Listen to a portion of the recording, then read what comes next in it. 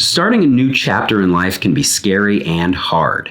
But today, we're talking about getting a jump start on that new chapter by using the Hedgehog Concept from the business classic Good to Great. Hello, I'm Michael Jennings.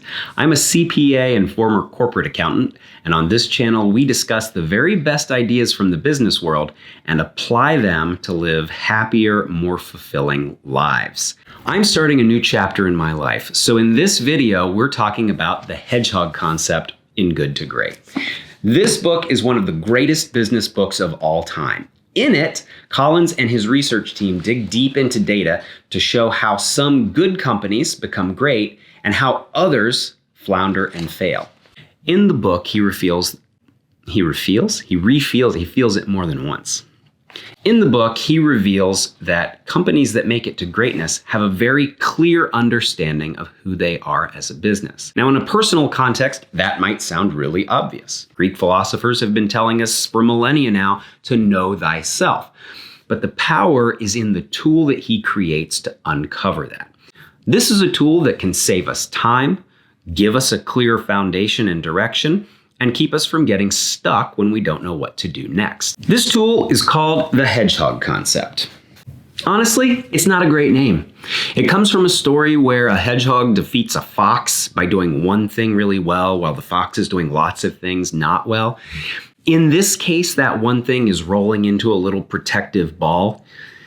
So I like the imagery in a business context, but in a personal context, I feel like maybe I've rolled into a little ball too much during COVID, hence this new chapter. Regardless of the stupid name, the tool that he comes up with actually provides a really good framework that's very easy to use. The Hedgehog Concept is a Venn diagram, 3 circles where we look for the overlap. The 3 circles are what you're deeply passionate about, what you're genetically encoded for, and skills and interests that you can leverage to reach some sort of gain. Once you have the 3 circles, you look for where these 3 things overlap, and that is your foundation for starting. Here are some tips that I've come up with to help you get started in using this tool. Tip number 1, start with lists. I'm going to make a list for each of these circles. Go with your gut the first time around. The place where I got hung up in going with my gut, I would come up with things that I should be passionate about or things I should be genetically encoded for. There is no should. This list is just for you. It's meant to help, so don't worry about impressing yourself. For example, I'm a licensed CPA.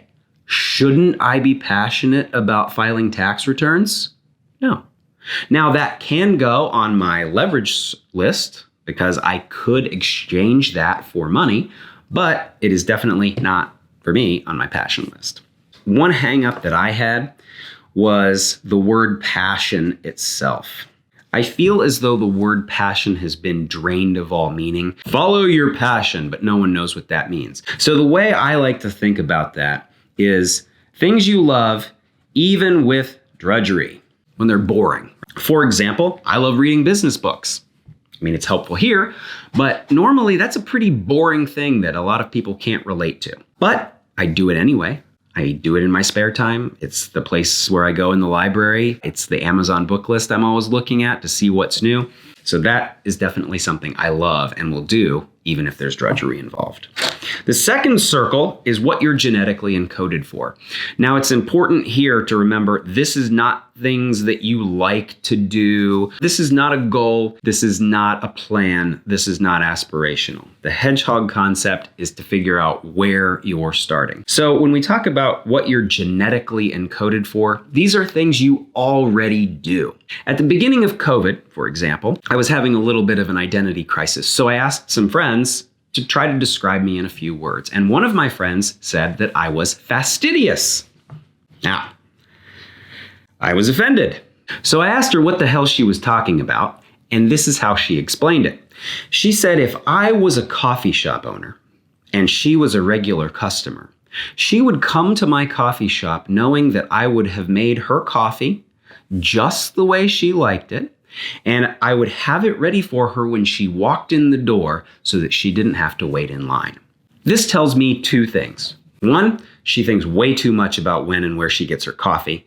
And two, she's absolutely right about me because yes, I do that. I don't think about it. I don't plan it. That's just what I do. I try to help people and I try to have that help there exactly when they need it.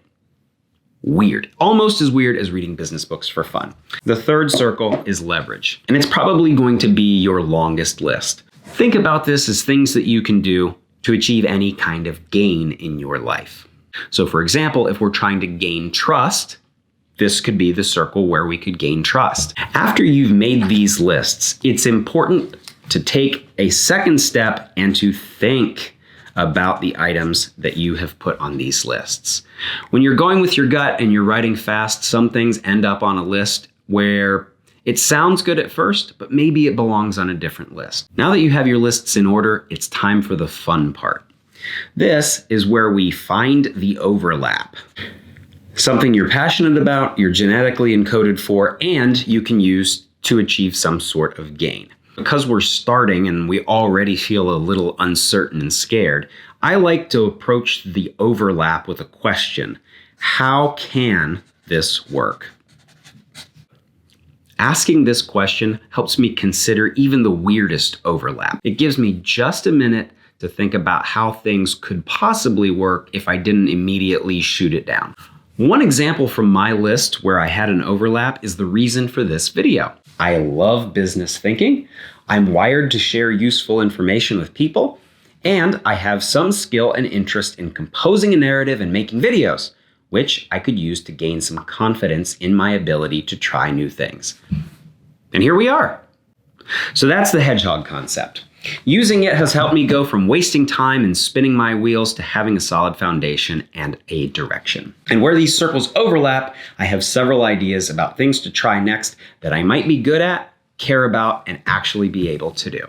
If you spend some time with these three circles, I think you're going to go from being scared about the next chapter in your life to being really excited about all of the possibilities. I know I am. I'm ready to start. If you enjoyed this video and you want to learn more about the Hedgehog Concept in the business context, I've included a link in the description below to Jim Collins, the author's website, where he talks about not only the Hedgehog Concept, but other ideas from the book.